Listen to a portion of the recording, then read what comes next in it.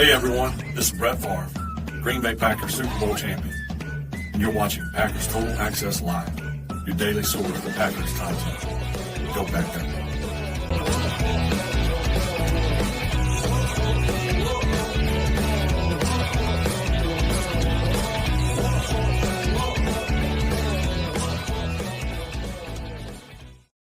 What's up, guys? Welcome into Packers Total Access. My name is Clayton. You can check us out on Packernet.com. Find me on Twitter at Packers_access. Joined alongside Jacob in Wisconsin. We got Tim in Green Bay here to talk Packers on this glorious March the 8th. Boys, we're in the 50s all week. We're in the 70s next week. Spring's here. We're ready to roll. I don't know how y'all are feeling about it. Tim, is it still a blizzard up there? Or you guys cleared up now? No, it's cleared up. I don't know if it's 100% spring yet in Wisconsin, but we're getting close. The snow's melting, and you can actually see the ground again. So we're getting there. Not until you get to May in Green Bay do you go, okay, we're out of the woods, right? Right. That's the way that works. Even then, you got to kind of wonder sometimes. And Jacob, it stays probably colder up there where you're at, right? Closer to Minneapolis, I imagine. Yeah, kind of. But I mean, like you just said, I mean, today we got 47 and then it's 51 tomorrow, Monday, 57. I even see a 65 next Friday. So, that is. Oh, man. 65%. 65%. That's what I didn't even try to do that. Why? Tim's on his game, boy. I'm just telling you right now. All right, let's jump. Yeah, Ben Holden in the chat. 23 degrees in Wisconsin Dells. Good love. Whew. Have you ever been to Wisconsin Dells, Clay? No, I never have. Where's it at, man? It's in Wisconsin. Yeah. Oh, really? Yeah.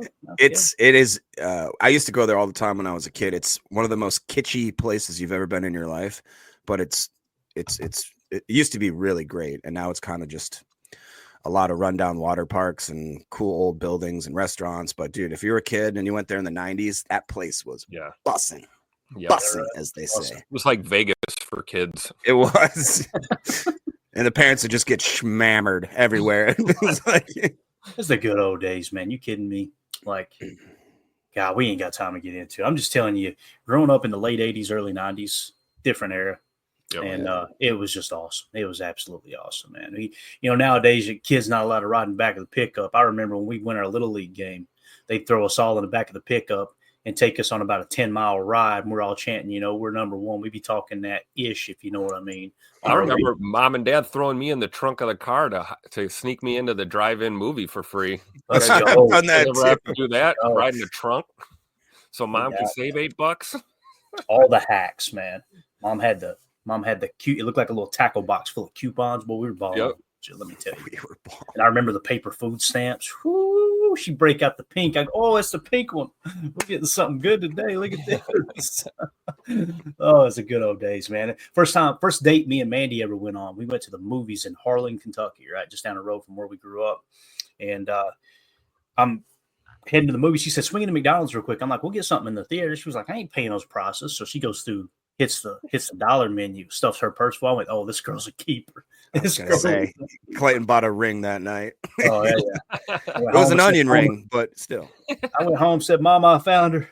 So, anyway, let's get to the Patreon group here. Questions for the show. Greg S. says, since this is a deep defensive line draft class, which of these options do you feel is more likely? Okay, so he's not asking what would you do. He's saying which one's more likely. 1, team focus on defensive line early, causing other top prospects to fall to 23. 2, knowing there will be defensive line talent available in the second round, they focus on other positions early, causing a top defensive lineman to fall to 23. Or 3, the boring scenario, teams follow the board and pick the top 20 prospects regardless of position, having no one fall to 23. I think GMs approach it differently for different organizations. I don't know how you guys feel about this, but I think there's some GMs that are looking ahead, like, okay, we've got a cluster of players at this position coming up. We got a better chance of landing one of them. Maybe we pick from the thinner group right now, and then hope that there's at least 1 or 2 of our top prospects on the board at the time of that position. And I think there are some GMs that just strictly stick to the board. I think there's GMs like Goody, and I'm completely guessing here. I don't have any factual evidence other than other than just historically speaking, that Goody Goody tends to use that first round on athletic freaks. He goes after those dudes that are they got extremely high upside. And I've been pretty vocal. I'm kind of anti that. I'm like, man, let's just take the best player available and let the chips fall where they may, But I don't know if I had to pick one of those scenarios that's most likely going to happen. I could see teams saying, hey, man, defensive line is deep. We don't necessarily have to take one right now, and that could cause a few to fall. What we've talked about with corner, makes me wonder if the corners will go fairly quick because it thins out there in the second and third round. And then, of course, on the backside of the draft, there's all kinds of our favorites in there. But I don't know. What do you guys think about that? I'll start with you, Tim, since I think Jacob's busy over for a second. I'm going to go with number 2. I think number 2 on the list is probably most likely to happen, right? Knowing that there will be D-line talent available in the second round, teams will possibly focus on other positions early, causing top D linemen to fall to 23. See, that part, I don't know. Hopefully that would be nice. Give us an opportunity to maybe get a top tier guy on the D line, like we talked about, our dream 3 tech kind of scenario. So I think 2. I'm going with number 2 on this list. Yeah, if I had to pick one, I'd definitely go number 2. I think, like Clayton mentioned, there is such a deep D-line group in this league, and there's such a scarcity at certain positions like cornerback. You could even argue quarterback and certain offensive linemen as well. So those tier 1 type of people, depending, like you said, depending on the GM, depending on the team, depending on the need. But I could definitely see a scenario where a couple of those, what do you think? There's maybe 5 in the top 20 D linemen. Is that fair? Let's look here. Let's look on the board real quick, and I won't put it on the screen. But when you're talking interior D line, or are you just talking edge in general too? He both, said D line. Yeah, D line. Even interior guys, like with Walter Nolan. So we got you. What'd you ask in the top 10? Is that right? In the top 20. Top 20. Okay, so we got Abdul Carter at number 2. We've got Mason Graham at number 4. We have James Pierce Jr. at number 10. We've got Shamar Stewart at number 13. Kenneth Grant at number 16. All right. And we got Mike Green at 18. Mikael Williams at 19. So we've got 7 defensive linemen. That includes defensive tackles, 3 to 1 tech, plus the edges. 7 in the top 20. So they're valuable, man. We talked about it. I think it's one of the things that's held us back a little bit in the past is kind of not having that truly dominant 3 tech, which, I don't want to misspeak here or be that bad at communication that people think, oh, just go get a 3 tech. It's that easy.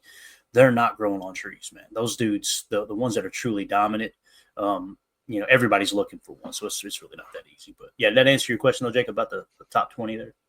Yeah, I'd say in the first round, there's probably closer to 10 to 12 guys that could be there. The cornerback room is Graham's on the board. We're taking them, right? I would hope so.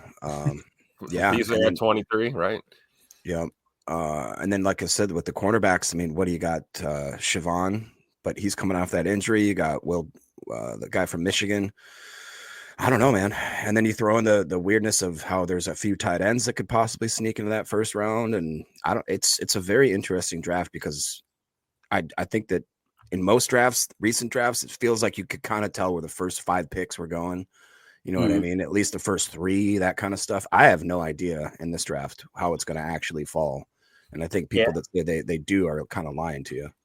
Oh, absolutely. And it is amazing how people on Twitter, you'll put a tweet out about a certain prospect. He'll be gone. Oh, damn, you figured this thing out, huh? Yeah. Can I borrow that crystal ball you have there? GMs haven't figured out. Boy, you got this thing on lock, let me tell you. So the big thing I think that's going to kind of steer this draft too is Shedeur Sanders. We got him in the 14 spot. Where does he go? Does he go top 5? Does he drop to the lower end of the first round? I hope that we see at least a minimum of 3 quarterbacks taken before we pick. That would be lovely. If somehow, some way, Jackson Dart has been taken along with Shedeur Sanders and, of course, Cam Ward, who's our top quarterback on our board right here in the number 8 spot. And, again, when you hear number 8, that doesn't mean he's going number 8. That means that's what his grade has him out on our board. And, honestly, that would probably pop him into tier 1. We treat quarterbacks as if they're 1 tier higher than they actually are. That's just how the league operates. So do you have the draft position just where teams are picking, and then we could kind of look, because with the recent free agency moves and with so many free agent quarterbacks in the league right now, I mean, you're talking about guys like even Danny Dimes is being talked about, and Sam Darnold. Who? Depending on where certain free agents go, I mean, they're talking about Fields is going to Pittsburgh. You know what I mean? Like, so if certain teams, I feel like they were quarterback hungry or now. So yeah, let's take a look right here. I still have it. I find it hard to believe. This is Daniel Jeremiah's mock draft 2.0. Just so you know, Jake. Go ahead. Gotcha. I find it hard to believe that the Titans are happy with their quarterback position there. That to me screams something may happen, but like the Raiders, that's not happening no more, right? I mean, well, that's what I'm trying to figure out. You know what I mean? Because you're hearing the same stuff I'm hearing, right? Across Twitter, it seems like, oh man, the Raiders aren't going to take Shedeur now, right? It's weird. Well, I just player profile wise, I don't see Shedeur instilling a lot of confidence in any front office being like, yeah, you can take Shedeur and make him sit for a while. He'll be fine with that. You know, right. But that'll go over well. To me, that's not that profile for that player. And I don't know about you, but I've even heard Daniel Jeremiah and a few others that we respect. They were talking about how Gray Zabel is a plug and play center and how he's going to be drafted more like a center and not like a tackle, which I don't know. I know Tim's rolling his eyes right now, but I honestly still love that pick no matter where he plays. If he can plug and play center, plug and play guard, plug and play tackle, I don't care. I would still really like that pick at 23 if he happens to fall. Mm-hmm. I wonder, is this DJ's most recent? This was 2.0. It's the last one I've seen. I haven't checked in a while though. I can go. Let me go look on Twitter real quick, Tim. Just tell me what you think about it or anything you want to add. I'll see if he's. I'm not a fan of the Simmons pick. What do you think, Tim? I don't hate it, but I'm not in love with it. Yeah, same. You know, going O-line is, you know, getting better in the trenches is never going to bother me, but I'd go 3-tech at 23, depending on who's on the board. But seeing Gray Zabel getting mocked to Seattle makes a lot of sense. But I'd be interested to see DJ do another one now that, you know, we see what they basically had a cleaning house sale in Seattle, and they currently do not have a quarterback. I'm wondering, is Seattle in the mix there to possibly trade up to try and get one of these top tier quarterbacks in the first round, thus allowing, you know, a guy like Gray Zabel to be on the board for, you know, other teams. Yeah, that's what Prince is saying here. Yeah, I'm only seeing 2.0, Jacob. Now, he did update his top 50 board, which you guys know we don't change it as we go. We take the first one and we roll with it. That way, you know, if anyone wants to see the latest information that each quote-unquote expert, you know, has, they've got the freedom to go do that. But our board will not be affected by it. We've got kind of the earliest information in, if that makes sense. Go ahead, though, man. Do you guys, is there one player that's getting mocked quite high that you just don't understand? For instance, mine is Jalen Walker. Yes. I don't understand the allure to him being up so high in the top 10. I mean, I don't see it. Is there anybody else that you guys kind of are like scratching your head? Yeah, for me, it's Jalen Walker. He just, you know, people were saying he might be the next Micah Parsons. I just don't. I remember the buzz around Micah Parsons. Dude was a stud. Like, he had so much production. And with Jalen Walker, it's just like, if I remember correctly, he played stack backer the majority of the time. He didn't grade out well. It's all projection, you know. But when you go through and look at these players and say, okay, who do we see here that, at least in Daniel Jeremiah's 2.0 mock draft here, who do we think might be a little bit overrated? I'm trying to think, like Darius Alexander going 26. I know he's lower on our board. That's one that kind of sticks out. And I'm not saying he's a bad player. Don't take this the wrong way. But like, if I were to search for him on our board here, let me see. Darius Alexander, we've got him in the 77th spot. And people go, oh, how the heck can that happen, Clayton? Here's how he got to that point for us. PFF, pretty good. He was 109th, jumped to 43rd, then jumped to 4th in terms of grades. Okay, that checks out. That's not bringing him down at all. But at the end of the football season, he was 175th on the PFF big board, and he was 193rd on the consensus big board. That's after the football season had wrapped up. So I'm sitting there going, okay, now the same people that were trying to tell us that he was the 193rd prospect, there's been no more football played other than the Senior Bowl in which he dominated. Don't get me wrong. Now all of a sudden they're trying to convince me he's a top 30 pick. I'm not saying he's not going to be a great player. I'm just saying if I'm picking between two different players, he being one and another one that everyone was high on the entire time and the PFF grades check out, I'm leaning toward the more consistent approach. So mine would probably be Darius Alexander here. Tim, what you got one here in the first round this mock that you say might be a little overrated? Malachi Starks at the very end there, sneaking into the first round. That'd be as close as I could get. You guys took the other two already. Right, the two obvious ones. Right? The two obvious ones. I think Malachi Starks is one of those guys that, yeah, he could end up in the first round. He could also go early to mid-second, I think. Yeah, and I think that comes kind of to how valuable people are seeing the safety position this year. You know what I mean? Like, do they see it as, hey, we can wait and get something of equal or like Nick Emenware, right? He dominated. He scored a 10 RAS, right? Well, he's sitting in the 33 spot on our board. Malachi Starks is in the 21 spot. So I could see some people going, you know what? Because of Emenware and the way he performed at the combine, he's kind of up there with Malachi Starks for us. Let's wait and see which one goes first. You know, right. I could see it that dropping. So I was just gonna say, Drew D brought up Tyler Booker was another one I was gonna mention. Him at 13 just does not seem.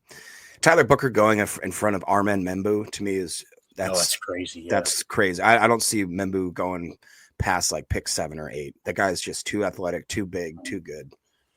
And if we were to look at it here, Membo, we've got number 9 on our board, right? But Daniel Jeremiah had him 17th. Dane Brugler had him 8th. Okay. And then if we go down to, like you said, Tyler Booker on our board is in the 34 spot, right? But Daniel Jeremiah had him 14th. Dane Brugler had him 18th. Now, the reason that we're lower on him than others, his PFF grade in 2024, he was 188th at his position. It's like, I don't know, if you're going to try to convince me to take him in the top 20, I got to see a little more dominance than that. You know what I mean? And again, it's not to say he won't be a great player and he's not a good pick at a certain spot. It's just you've got some other guys on the board that have shown they're the real freaking deal, you know? Yeah. Coach Lynn points this out. Right? Yeah. Go ahead, Jake. I'm sorry. No, Coach Lynn is just saying 3 running backs in the first in my Ron Burgundy voice. Be a crackhead. Hold to the wrong stuff. Here's the thing about that. I think personally, I remember when DJ tweeted this out. I think he did that on purpose to kind of spark conversation because he said something along the lines of, here's one with 3, just for fun. Here's one with 3 running backs in the first round. So again, at this point, this isn't the final mock. I don't think anybody's saying this is how it's going to fall into place. I think people are just looking at different avenues, different, you know what I mean, scenarios, if you will. I don't see 3 running backs going in the first round. That's me. I wouldn't be surprised. I'm just telling you guys, it happens just about every year. I wouldn't be surprised if a 4th or 5th quarterback magically appears in the first round. Like last year, what was it, 6, 5 or 6 last 6 in like the top 20, I thought. Yeah. So we'll see. I guess looking at this board, because this was the whole point when we started this, I think. So obviously the Browns are in need of a quarterback, or at least unless you're the biggest Deshaun Watson fan ever. So that means that in theory, the Raiders should probably be out on a quarterback. I'd say the Jets need a quarterback, right? Would you say that the Saints could possibly be in the mix if they were one of those? They still got Derek Carr, right? Yep. I think they've still got Derek Carr. Now, obviously, he's not going to be their quarterback in 5 years, right? So they could potentially be looking for one. I could see that. I don't think Dallas would. I don't think the Dolphins would. Colts wouldn't. You know, Atlanta shouldn't. Mention Atlanta drafts another quarterback.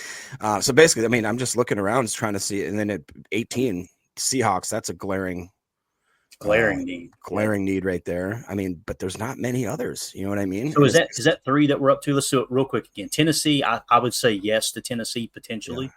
Yeah. Cleveland, I want to say yeah, but they've got themselves in such a mess with Deshaun Watson. They almost have to just, you know, they have to go home to him every day. You know what I mean? But let's throw Cleveland up there just in case. The Giants, yes, right?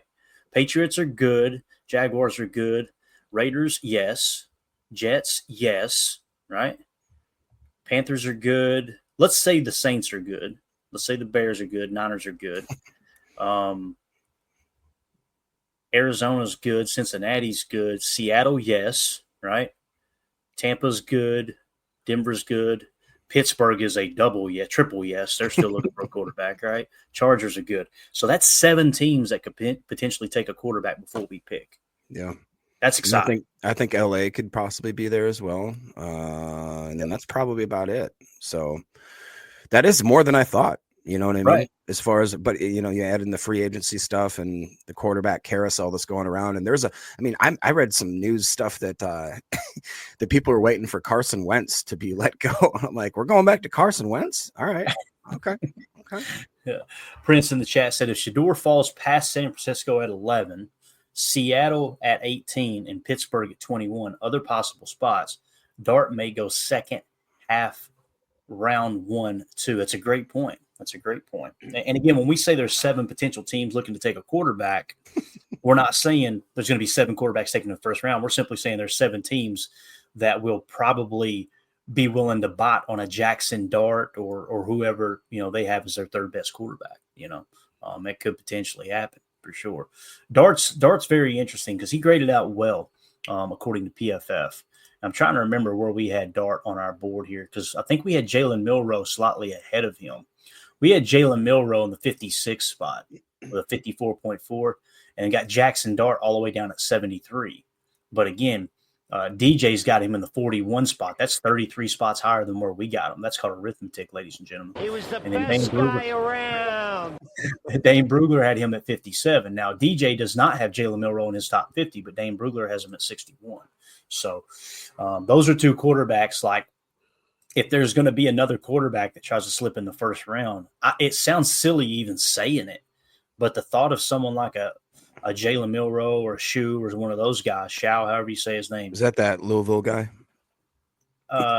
Is it Tyler Shao? Tyler Schaub or Shu? Yeah. I don't want to. How do we say his name? Yeah, I thought it was. It's not the same. Tyler from Louisville. We know how to say. There you go. 146 is where we got him. But again, Shuck. man, shuck like you shucking corn. You know what I mean? Thank you, Chris. Chris over there in the Midwest. Not really. I think he's in Texas. Drew D. What did Drew D say there? I missed it. My bad.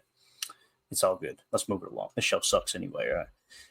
Yeah, shuck. Okay, everybody's just confirming. Fred McFarley, all of our ERFAs have been tendered. Yes, they have, sir. Yes, they have. Prince in the chat. Or Rogers, sounds like Atlanta will try to force someone to trade if they want Cousins, saying they want. See, that's the other thing we got to take into consideration. Free agency might remove one of those 7 teams, right, Tim? Like if someone signs a quarterback in free agency, but if Aaron goes to somewhere like the Giants, I think they're still looking for that quarterback in the future too. I agree. So I feel the same way about, even like we said, the Raiders, right? They got Geno. That's cool. Is Geno going to be their quarterback in 5 years? Probably not. So I could still see them trying to get a quarterback in the draft. Yeah. Let's see here. Trying to think of other quarterbacks too, like Sam Darnold's. He's on the market right now, right? And Minnesota could go a number of different ways. They could just say, "Hey, JJ McCarthy's our guy. We're moving forward," or they could go after Sam Darnold, and then it remains at 7 teams if he doesn't sign somewhere else. That could happen. So, let's see. You're too old for this. Someone please clip Clayton saying the Bears are good. Don't put that name in my mouth right there. I'm trying to get me canceled out here. Lord have mercy. Coach Lynn, Fast Riser is the freak safety from South Carolina is not listed in the first. Who are we talking about? That's Nick. I thought Emanure or whatever his name is. Okay. Yeah. He. Let me double check. That's where he's from. I think it is. I think you're right. Yeah, South Carolina. Yeah, he's in the 33 spot on our board, and again, he got the 5-point RAS bonus. But the reason he's outside of the top, the first round for us, according to our board, the main thing that brings him down is his PFF grade. He was 98th at his position this year, and the year before he was 254th. So PFF wasn't very kind to him, and I'm sure it wasn't like a horrible grade anytime you're in the top 100 of your position. But if I'm looking to take a first-round talent, man, it's hard for me to sell myself on the fact that someone, wasn't even in the top 50 at their position according to the grades, Now you get in the second, third round, you start seeing upside. That's where I differ with Goody. And again, I'm an idiot. He knows what the hell he's doing. But I kind of look at take the ball of clay outside of the first round. How about we get the slam dunk? These dudes are good at the game of football in the first round as opposed to the latter. So Christopher Strike says, I know this might be crazy. Make a trade to Seattle with Malik Willis. Hey, Malik Willis is definitely trade bait, man.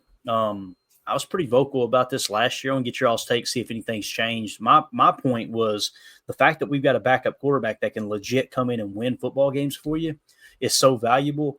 I'm not taking less than a second round pick for him. Somebody comes with a second, I'll pull the trigger there. But if they come with a third or later, I'm sitting here going, man, What if they come with a DK Metcalf? See, that's the other thing. You could group those together, right? Like if you're saying the trade proposal is straight up Malik Willis for DK Metcalf, I would do that trade. Absolutely.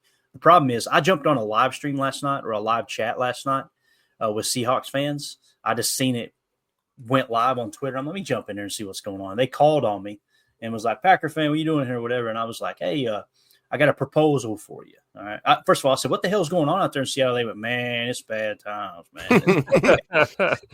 I said, I got a trade proposal for you. I said, a 7th round pick for DK. Everybody just blew up. So, and then I mentioned Malik Willis and they changed the subject. So I don't think they're interested in Malik Willis. But it's just like Jacob on Facebook Marketplace. I know what I got. No best offers here. I know what I got. So, no, I think that's legit. What do y'all think about Malik Willis potentially going to Seattle on a trade like that? And obviously, I don't think the Seahawks would take Malik Willis straight up for DK Metcalf. But what would you be willing to give up along with Malik Willis to get DK Metcalf? That's the question. I don't maybe like Ron's saying here. Yeah. I will not reward the Seattle Seahawks anything for that Fail Mary. They will forever be held in contempt for me. I award you no points, and may God have mercy on your soul. That's what I say to Seattle. Heard it from a fan right here. You're not getting Malik. You're not getting anybody. I don't want DK anymore. I forgot about how much I loathe the Seahawks. I don't want to do it. Let's do this since we're talking DK, and I want to get your all's take on this because I don't want to sway your opinion. I'm going to keep my mouth shut. We're going to play this audio. And this came from Gojo and Golick on Twitter. They had Diana Rossini, who's been kind of covering the DK talk for the most part. They had her and was asked about DK Metcalf. Okay. And I want you guys to hear what she had to say. And then I want to get your all's take on whether or not you would want DK or if this sways your opinion in any way at all. Let's just throw up this embarrassing pick. Oh, Tim already beat me to it. All right. I was going to put an embarrassing pick of Caleb Williams up there because this kind of reminds me of that. But anyway, here we go. Here's Diana Rossini on Gojo and Golick asked about DK Metcalf. I saw you reporting all morning to the DK Metcalf side of things about now the asking price for DK Metcalf. You reported that they're looking for a 1st and a 3rd in return for the star receiver who's also going to command a new contract. What does the market look like for that, Diana, for DK Metcalf right now? There's a lot of teams interested, but after I put that out, I started to get texts from those teams like, yeah, right. Way too much. Look, good for John Schneider and the Seahawks for asking for a lot right now. We all know that can change. That's just the starting asking price at this moment as they're trying to gauge, okay, what's the real interest here? How can we make this work? And then, there's always a scenario where they keep the player. That could always happen as well. My sense from the DK side to it. All right, here we go. Here's DK's side. You ready? Listen to what she says here. He obviously wants to get paid. He wants to play somewhere where it's warm. It was something I was told. Warm weather. He wants a more stable quarterback situation. So these are things that I think will play into some of the decisions here when we see if the Seahawks are able to really get what they want here for a player like DK, who, you look at those numbers, that's an AJ Brown trade number, like we were just talking about. So I don't think they land on that. I just think that for right now, that's the asking price. And so we'll see if they lower that a little bit to move their top receiver. All right. So I want to get your all's take before I give you mine. Because again, I don't want to sway anybody's opinion here. Let me get that off the screen so you don't see my opinion. What do y'all think about what they just said? He said he wants to be he wants a new contract, which they're going to be asking $30 million per. Whether they get it or not, we can debate that. He wants to play in warmer weather, and he wants a stable quarterback. What's your all's take? I don't care who goes first. I don't think that jives with what Green Bay is. That I don't feel the fit at all, to be honest. I don't want it. I don't need it. Just that's my opinion. Tim? Yeah, makes me kind of like DK a little less, the whole I only want to play football in a perfect environment, and that whole scenario. I'm kind of over it. And yeah, obviously that wouldn't be Green Bay. It would lead you to believe that, we'd have another situation if they pulled something off and got him here. You're going to have a guy that doesn't want to play here. So kind of turns me off a little bit. I mean, there's nothing wrong being a veteran receiver, and if you're going to be traded, wanting to go to a team with a stable quarterback and wanting to go to, quote unquote contender, but not wanting to play in cold weather is it's kind of lame to me. No, I agree. And my opinion here in my tweet, I said I kept waiting for her to say DK wants to win. So he doesn't want to play in cold weather. He wants to be paid top receiver money, and he wants to play with a stable quarterback. Yeah. So the fact that it wasn't, he wants to go chase a ring. He wants to go win a championship. It was, I'd like to be a little warmer. Sorry, boys. Sorry. You know what? If there were 1,400 yards on the docket and 13 tutters, sure, you put up with a little bit of that. We're talking about a guy who had over 100 targets and 900 yards receiving with like 5 touchdowns. Yeah. My dad used to have a saying. He said, I'll clean it up. He said, you can poop in one hand and wish in the other. See which one fills up first. So I think we had a quote similar to that this year, I believe, if I remember correctly. As a matter of fact, do we still have it here, Tim? Where's it at? Here I want to pat you on the butt and you poop my hand. So similar forgot about that. All right. So let's see here. We got breaking news, man. It ain't good news, but we got breaking news here from Fred McFarland. It is.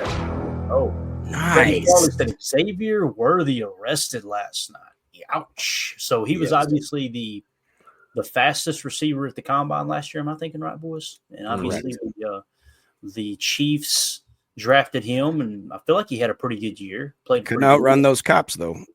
I see what you did there, Jacob. I see what you did there. Do we know what he was arrested for, Tim? This is your I do. What you're good at right here, man. You love talking about this stuff. Assault. It looks like assault and a domestic kind of thing here. It says unbelievable. And then refusal to do a breathalyzer. Circulation. Yeah. So would not do a breathalyzer. I think the important thing, if we're going to talk about this, is to realize that he was arrested and is being charged apparently, but it doesn't mean he's convicted of anything yet. So true. We should be real careful with how we talk about it. So an arrest doesn't automatically mean you're guilty. So I'm not saying that either way. Allegedly. I will say this. Allegedly he assaulted someone. So we'll see how this pans out, but it's not a good look for sure. I agree with what Tim's saying there. With my family history, the cops were right most of the time when our family got arrested. But you're right, though, man. We do need to mention that because you never know the whole story. But, yeah, that's wild. Thank you for updating us there, Fred. And listen, the Chiefs are no stranger to this, right? Like, remember Tariq Hill constantly getting in stuff. There was another guy, too. Rashee Rice. Like, it's obvious that when other teams drop guys down on their board for personal things like that, the Chiefs are like, hey, bring them over here, Yep. So, like Drew, there you go. Your NFL willing to suspend guys who don't get convicted too. That's true. I mean, even an arrest for an assault is like a conduct policy kind of thing, and the league can do what they want to do regardless of what the court system does. So, could affect this season for sure. When they get enough information that's proven true to go, that's still too close to our policy of conduct detrimental to the league or whatever you want to call it, right? So, sure. All right. Again, Fred, thank you for that update there, man. So DK, you guys correct me if I'm wrong. Everybody seems to be kind of souring on it a bit. You know what I mean? Not that I know people on this show were never like, go get DK. This is sell the farm for the right price. I think he's a good football player. I don't think he's, I don't think he's worthy of $30 million a year, though. That's just me. So, we'll see, though, man. We might get news today that the Packers traded for him. And I promise you this: if the Packers do trade for him, the decision's made. I'll be the biggest DK fan on the planet. I'm rooting the dude on. He's in a Green Bay Packers uniform. I will not. I can't stand those fans that they disagree with something for all year long. They're looking for a reason to complain about it. That's like the whole Cooper DeJean thing. Oh my God, it is so exhausting. So exhausting. And then when you mention, okay, cool, man. So you'd rather have Cooper DeJean over Edgerrin Cooper? Well, no, I want them both. That don't work that way, Hoss Cat. Sorry, that don't work that way. You just want to complain. Go complain. Joseph in the chat said DK is fool's gold.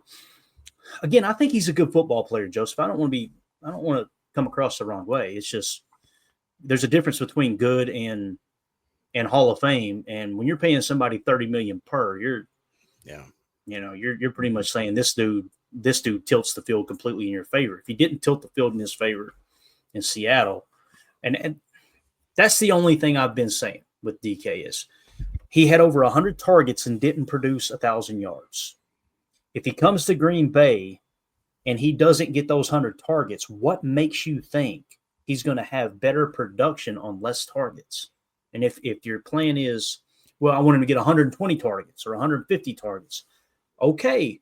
When they start tilting the field to his side and you take that away, Tim, you remember, you were young, I'm sure, but you remember the Sterling Sharp days.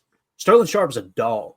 Yep. But people, I know to this day, I hear people talk about when Sterling Sharp left Green Bay, it forced Brett to take what the defense was giving him, and the team went to the next level. That can be a hindrance too to just lean on one guy. Because early on, it sounded like Brett was doing it. It was like, where the hell's 84 at? Let me just get the ball to him, right? So doesn't it? His receiving is tough. Doesn't necessarily equate to winning ball games, So Did you guys, by chance, last night? I didn't get to listen to the whole episode. Look at any of the free agents that got released and see if any of them were. What popped up to me was Shaq Mason at right guard or left guard. I can't remember. Harold Landry was one that I was kind of excited about. But the biggest one that I've heard people talk. Have you ever heard of Malcolm Kuntz? Malcolm Kuntz. I heard his name yesterday. Tell us what you know about him. I'll see if I can pull up some info. So Malcolm Kuntz is an edge defender that was drafted in 2021 by the Raiders. He had an okay start, nothing special in this first year. Took a big dip in the second year. I believe he had some injury stuff or just couldn't get on the field. But in 2023, he had 501 snaps, graded out as an 81.3 with a 78.9 pass rush grade, and a decent coverage grade. And he got injured and basically missed the whole season last year. And now he's at the point where the Raiders have to figure out if they're going to sign him. He's only 26, I believe, 6'2", 250. He originally was a third-round draft pick, picked 80th overall. And he would probably be very cheap. And you guys know I'm about that cheap life. What was his position again, Jacob? Edge defender. Edge defender. I think we talked about it last night. We talked so much I can't remember, but I want to say we came across him. Here we go, right here. Yeah, so his projected value, according to this projected contract, $18.7 million per year. 18 for 2 years. Yeah, with $20 million guarantee, which essentially is if it's on a 2-year deal, that's a 1-year, $20 million deal is what you're talking about. And then they were comparing him to Zadarius Smith, about a guy that didn't have a lot of production, but has all the intangibles and all of the freakiness athletically, but he just hasn't gotten that shot yet. Didn't know if that was somebody that people would be worth. That for that money though, that's too much for me. Right? Yeah, I see what you're saying. Like if you could get him for $7 or $8 million a year, might be the move, right? Being compared to Zadarius doesn't help him. Not in Green Bay anyway, right? What do you guys think about Shaq Mason though? Talk about a guy. So 2016. This era's there's grades going for him. 2016, 84.6. 2017, 81.6. 2018, 86.9. 2019, 75.1. 2020, 85.4. 2021, 86.4. Now here's the deal: is the last 3 years 68.2, 65.6, and last year 60.5. But he just got released by Houston. Played predominantly at right guard. Just saying. Yeah, they don't have him on the rankings yet. What was this? Was Shaq Mason? I thought his PFF grades were really bad the last few years. What were last 3 years? Last 3 years, okay. And how old is he, Jacob? He is born in 93. So his draft year was 2015. So he's got to be pushing 30. Gotcha. Yeah, I don't know, man. To me, the Shaq Mason thing is like the most recent years worries me. Right. And he is 31 years old. Okay. So he's 31 and you've had a decline the last 4 years, right? 86.4. Then he went to a 68.2, then he went to a 65.6, and he went to a 60.5. Mhm. Could he jump back in the 80s? It's possible, but if he continues to grade out in the 60s, right, and he kind of plays at that level, I would really be kicking myself tying up a spot because you would have to take like Jordan Morgan off the field, right? You'd have to take like Sean Ryan off the field, and I don't know what the money would be. Did they have any kind of market value for him at all that you know I of? didn't see it. Okay. I mean, and make the move, Elton over to center would be a little easier. That's what I was thinking. Is if you had the interior ability to depth come other than yeah. Ryan. So That's a good point. That's a very good point. It's not showing any market value for him. His cap hit. You said they did cut him. Is that right, Jacob? I believe they released him. His cap hit was on track to be $14.5 million this year and $15 million next year. So, maybe if you can get him for less than $5 million, cool. But it looks like he'll probably, based off of what he's gotten in the past, he may be somewhere in that $8 to $12 million range, just depending. Obviously, if there's a team that likes him more than others. So. Yeah, I don't know, man. For me, on the surface, it would be no, but you guys know how I feel. It's like for the right price, I'm okay with anybody, for sure. Back to the Harold Landry thing there, just did a quick little deep dive yesterday into, whether he might be worth it. Obviously, he's an edge defender. He played outside linebacker, and I believe at 34. His PFF grades the last 4 years, starting in 2020 and coming forward to last year, 64, 63, 64, and 70. So not horrible.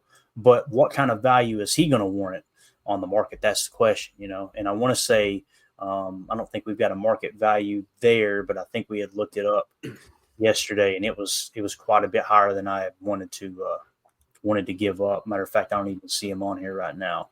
I would imagine he's probably going to get in the $7 to $10 million range, something like that.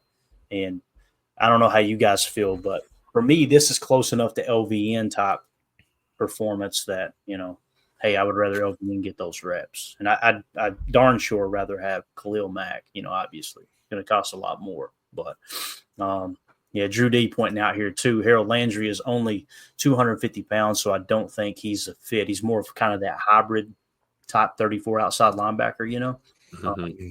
That's a great point there, Drew, for sure. That would be like Preston Smith scenario all over again, right? Yeah. Not really comfortable in that. I can play in a 4-3, but and Preston is significantly bigger than